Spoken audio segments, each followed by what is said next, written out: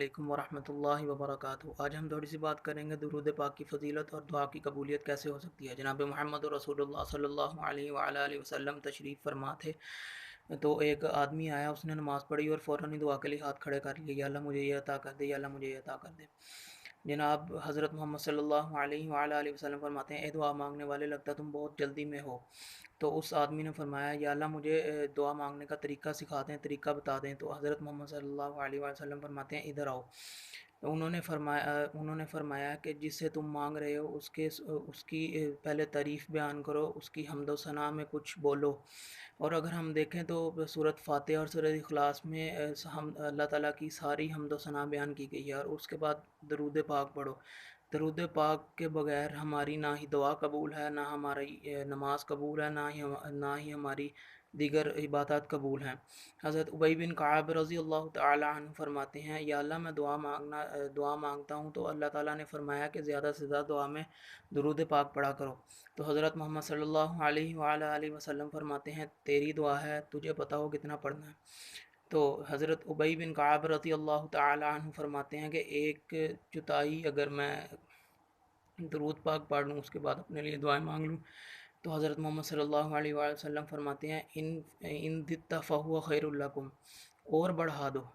تو حضرت ابی بن کعب رضی اللہ تعالی عنہ فرماتے ہیں، اگر میں 33% درود پاک پڑھوں اور باقی حصہ اپنی دعائیں کروں، تو جناب محمد رسول اللہ صلی اللہ علیہ وسلم فرماتے ہیں، ان دت فہو خیر لکم، درود پاک اور بڑھا دو، تمہارے لیے تمہارے حق میں بہتر ہے، تمہارے لیے آسانی ہے۔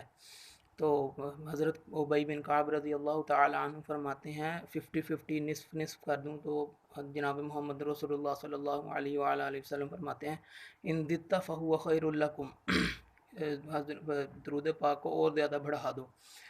تو حضرت فرماتے ہیں کہ دو چوتھائی درود پاک اور ایک چوتھائی میں اگر اپنے لیے دعائیں مانگ لوں، تو جناب محمد رسول اللہ صلی اللہ علیہ وآلہ وسلم فرماتے ہیں، ان دت فہو خیر لکم، تمہارے حق میں بہتر ہے، تمہارے لیے آسانی ہے، تم درود پاک کو اور بڑھا دو۔ تو حضرت ابی بن کعب رضی اللہ تعالیٰ عنہ فرماتے ہیں کہ ساری دعا میں درود پاک کو پڑھا جائے، تو حضرت محمد صلی اللہ علیہ وسلم فرماتے ہیں کہ اللہ تعالیٰ نے ان لوگوں کے لیے دو بشارتیں دی ہیں۔ ایک پہلی یہ کہ اللہ تعالیٰ تمہارے سارے گناہوں کو معاف کر دے گا، اور تمہاری پریشانیاں مصیبتیں سب کو ختم کر دے گا، اور تمہاری مدد فرمائے گا۔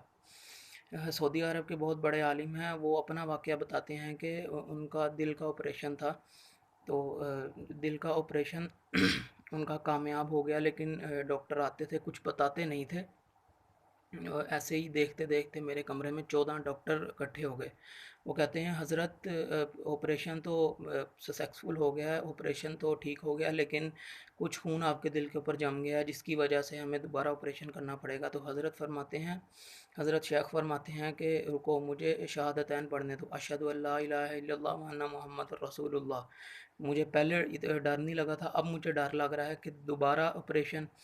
تو 14 ڈاکٹر آپریشن تھیٹر میں چلے جاتے ہیں اپنی تیاری کرنے کے لیے، تو ایک نرس حضرت شیخ کے پاس تشریف فرما ہوتی ہے، وہ کہتی ہے، حضرت درود پاک پڑھیے۔ تو حضرت درود پاک جیسے ہی پڑھتے ہیں دل کے خلوص سے، تو ڈاکٹر اندر آپریشن کی تیاری کر رہے ہوتے ہیں، اور ڈاکٹر آگے دیکھتے ہیں کہ دل کے اوپر جمع ہوا خون پائپ کے ذریعے باہر نکل گیا ہے۔ تو ڈاکٹر کہتے ہیں کہ شیخ یہ کیسے ہوا؟ کہتے ہیں کہ مجھے اس نرس نے یاد دلوا دیا کہ درود پاک پڑھیں، جس سے اللہ تعالیٰ ہر مصیبت حل کر دیتا ہے، ہر پریشانی دور کر دیتا ہے، اور آپ کی مدد فرماتا ہے۔ تو ہمیں کثرت سے درود پاک پڑھنے کی توفیق عطا فرمائے اللہ تعالیٰ۔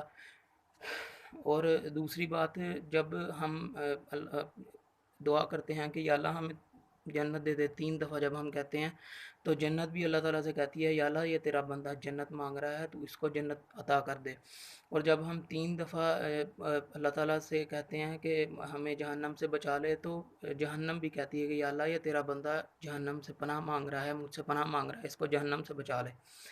تو ہمیں اللہ تعالیٰ سے دعا کرنی چاہیے کہ اللہ تعالیٰ ہمیں کثرت کے ساتھ درود پاک پڑھنے کی توفیق عطا فرمائے، ہم سب کی مصیبتوں کو، پریشانیوں کو دور فرمائے، اور اس وبا سے ہمیں نجات عطا کر دے، اور ہمارے مسجدوں کی اور پاکستان کی رونقیں بحال کر دے۔ آمین۔